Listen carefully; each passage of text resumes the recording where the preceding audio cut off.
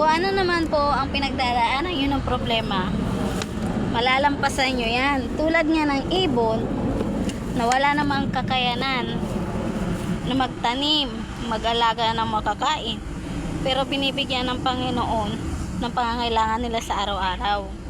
Dahil nga, basta buo ang tiwala mo sa Kanya, hindi Kanya pababayaan. Katulad ng prutas na ito, diba? Pagkain siya na hindi naman natin kilala. Parang kailan lang na nakilala. Kasi nga, ibinibigay ng Panginoon ang mga kailangan natin. At minsan, kahit hindi natin kailangan, ibinibigay pa rin niya. Kasi, bago mo palang hilingin, alam na niya. Kaya ikaw, kung ano man yung pinagdadaanan mong problema, huwag kang mag-alala. Kaya mo yan. Pagsubok lang yan.